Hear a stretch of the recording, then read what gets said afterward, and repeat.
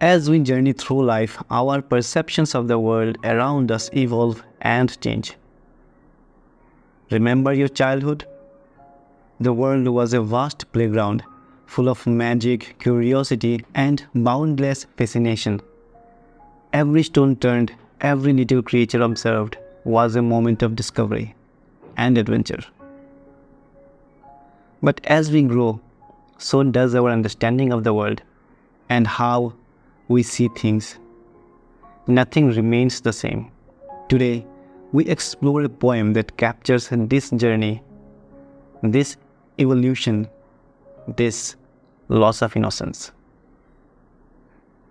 Hi everyone, this is Roni Datta from onlinefreenotes.com. Before we begin the discussion, if you are looking for questions and answers related to this poem, check out the description or visit our website onlinefreenotes.com, where we provide solutions for different subjects of different classes across different boards in India.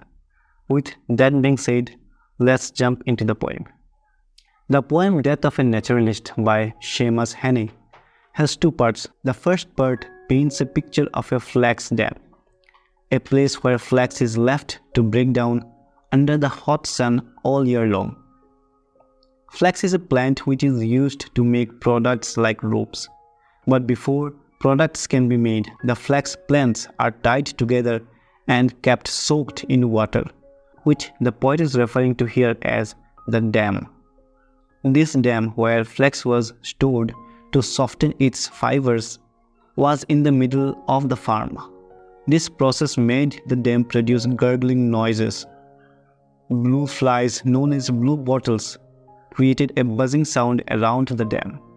The dam was also a home for dragonflies and butterflies with spots. The most fascinating thing, however, was the frogspawn, which are frog eggs that look like jelly. The frogspawn thickened in the cool shadows of the bank. Every spring, the poet would collect the frogspawn in jars. He would put the jars on his home's window sills or school shelves and eagerly watch as the eggs in the jelly came to life as wiggling tadpoles. The poet also recalls a lesson taught by his teacher, Miss Walls, about how a male frog known as bullfrog croaks and how a female frog lays hundreds of tiny eggs known as frogspawn. Frogs would appear yellow in the sun and brown in the rain.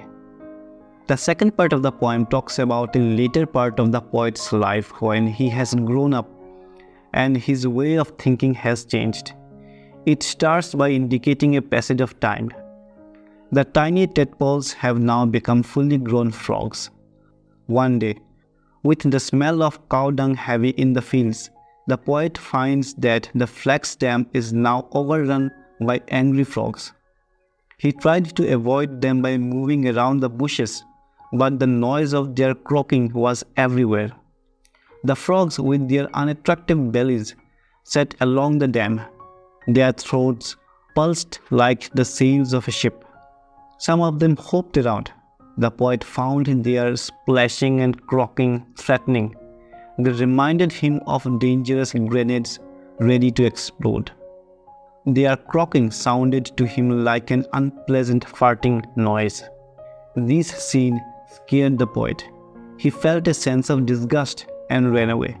The frogs seemed ready for revenge. The poet realized that if he were to touch the frogspawn now, it would grab onto his hand and not let go. This indicates a shift in the poet's mindset. While his actions were innocent as a child, he now understands that the frog's reaction has changed due to his actions. The aggressive behavior of the frogs makes him think that his actions, though innocent, might have hurt them. The poem is about the loss of innocence that comes with growing up.